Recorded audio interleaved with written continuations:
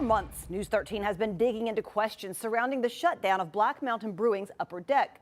What began as a deck closure has since sparked public backlash and the resignation of the town manager. After months of requests, we're seeing new documents now that help explain how this all happened. Investigative reporter Elijah Skipper has led this investigation from the start. Tonight, he takes a look at what this case reveals about how Black Mountain enforces building and fire codes and how residents can be confident that same breakdown won't happen again. These are the town's own records involving Black Mountain Brewing. More than 100 documents spanning nearly a decade, permits, inspections, sign-offs, emails, and certificates. Together, they show how the deck was approved and operated for years before the town suddenly reversed course. These public records tell a complicated story.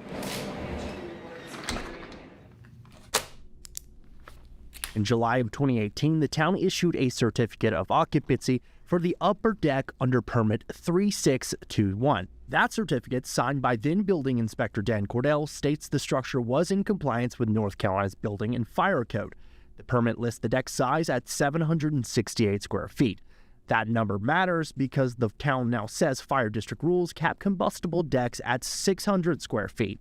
Yet the town's own documents show inspectors approved a larger deck inside the fire district from the beginning. From the beginning, we've been in conversation with the town zoning and planning to make sure that everything we did was we were able to do. Those same inspection records also state the deck was engineer certified, but in the files we obtained, there is no engineering documentation, a missing piece the town now cites as a major violation.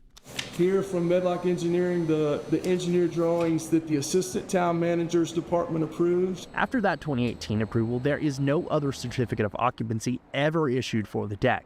Years later, current building official Rick Burton wrote that the occupancy was verbally stated at 89, but there is no written town record showing any approval above the original 50-person limit. Capacity is key, and obviously we don't have a lot of interior space, so this fall was critical for us, especially after Helene. We asked several town officials to sit down. The town's attorney denied that request. A key part of the town's timeline focuses on what happened next when inspections were handled by Charlie Russell, who served as both fire marshal and building inspector. The town claims permits expired without final inspections and that no follow-up inspections were requested by the owner. But emails provided by the business complicate that claim. In May of 2021, owner John Richardson emailed the town asking whether any final inspection was still required.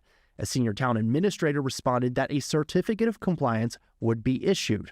We had a CO, and what we were told and what my contractor was told was that we just needed a certificate of compliance. I trusted that this email from the town is true. It's not my job to second guess what the town is telling me. Then in February of 2022, Richardson followed up again. The town replied, "I don't have any pending permits for you at this time." That email was not included in the town's public timeline. Up until this point, all I've had are the compliance reports and the emails from the people that work with the town. As I reviewed the files, I found gaps in the town's own records. An August 2025 enforcement notice references a March 2025 report that was not included in the documents released by the town. When I asked about that missing report, the town said it was due to staff turnover. The records uncovered revealed that paperwork was not a routine inspection at all. It was part of a state-level complaint involving former inspector Dan Cordell. It shows the town's current building inspector filed a formal complaint with the North Carolina Office of the State Fire Marshal and the Department of Insurance, focused on past permitting and inspection decisions. Rather than accept sanctions following that review, the former inspector relinquished his certifications, something the mayor fears could come back to haunt the town. Lawsuit. There was definitely somebody in there that was approving some of the work that was being done. A fine gentleman, but he wasn't properly supervised.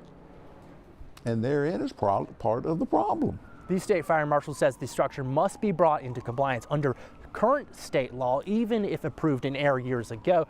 We reached out to current and former town officials for an interview. They declined to comment. In Black Mountain, Elijah Skipper, News 13.